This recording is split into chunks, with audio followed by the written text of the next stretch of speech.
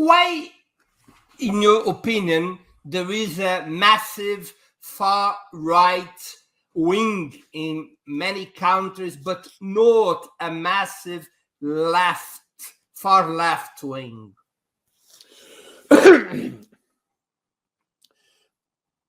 If I can be very blunt, the far left, by and large, were footnotes in books, and these books were giant mass communist social democratic parties. With the collapse of the largest communist parties outside the Soviet Union in the world, the Italian Communist Party, the French Communist Party, the Indian Communist Party, what happened is that the far left groups attached even as critics to these parties also suffered.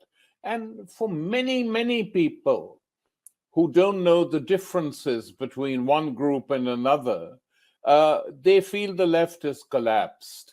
And here, the most striking example of this was Bolsonaro's victory in Brazil, because people had given up on the PT. They were very disappointed. You know, people like me who used to visit Brazil a lot and have many friends in it, we used to say this, that the PT will suffer badly unless it pushes through certain measures.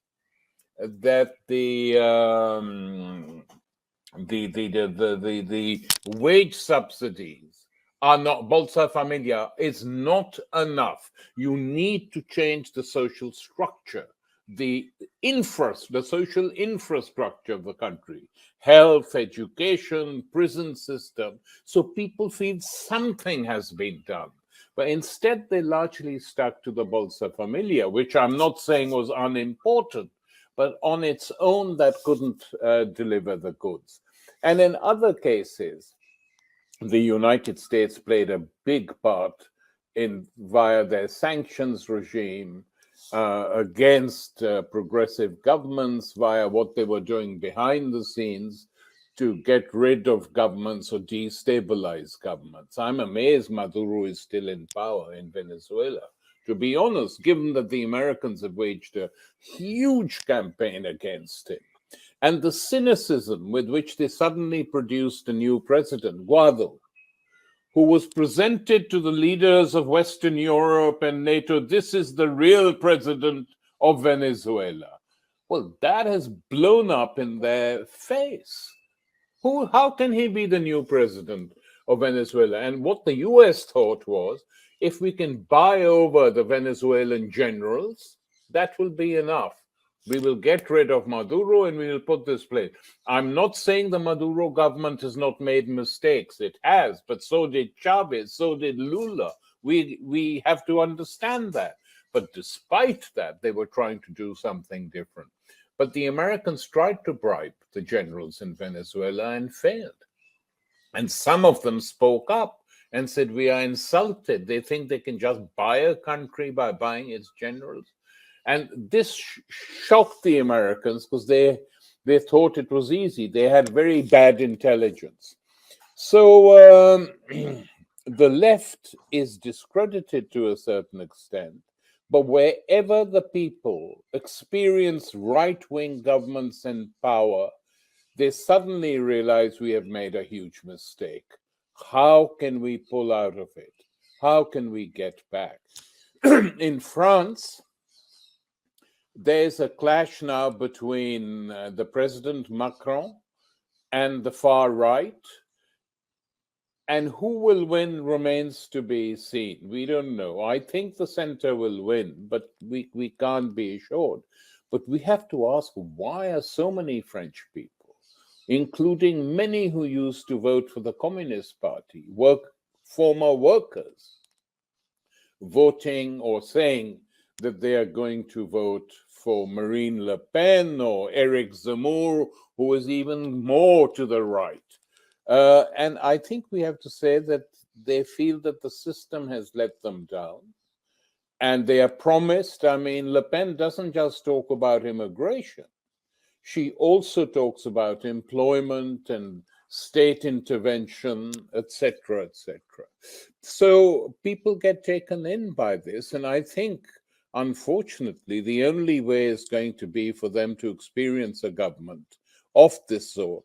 I mean, I see in the newspapers that for the last months now, Lula is leading in the opinion polls in Brazil, where his party was defeated very badly. It's interesting. It's Lula, not so much the PT, but still, what are they going to do about it to prevent him? They took him out of the elections through judicial maneuvering.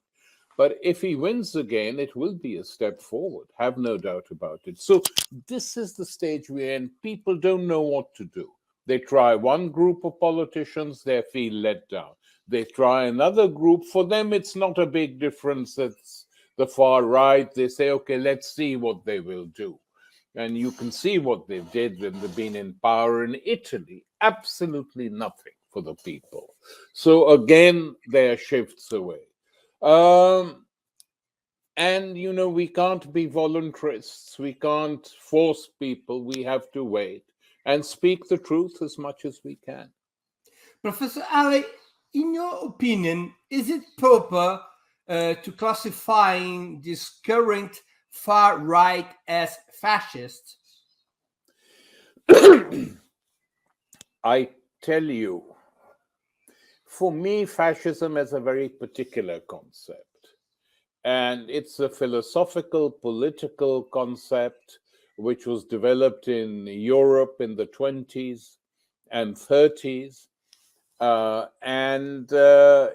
It was developed to answer a certain need. And that need was, how can we destroy Bolshevism? How can we destroy communism, which the ruling elites all over Europe thought was the real enemy? And Churchill once wrote, I've just finished writing a book on Churchill, so it's very fresh in my mind. Churchill said the importance of fascism is that it does what normal conservative parties cannot do. It mobilizes tough people on the streets who can physically deal with the communists. So there was a very clear purpose, the threat of a revolution from the left. And that is how fascism was theorized and came into being. Today, I don't think, apart from a country like Greece, where the fascists were real and genuine fascists, Golden Dawn, in the other countries, there are far left, far right groups who don't describe themselves as fascists. Marine Le Pen doesn't either. That she has a core of fascists in her party, I am sure. That some of the fascists in Brazil are with Bolsonaro, I am sure, and other countries. But that there were pretty hardcore fascists backing Trump, yes. But that doesn't mean the Republican Party is a fascist party as such. It's moved to the right. So I think the description far-right parties, parties of the far right, experimental far-right parties, if you want to call them, is a better description than fascist. Because if you disagree with anyone on the right, you call them a fascist, it doesn't help anything. It doesn't help clarifying your mind or clarifying the minds of people.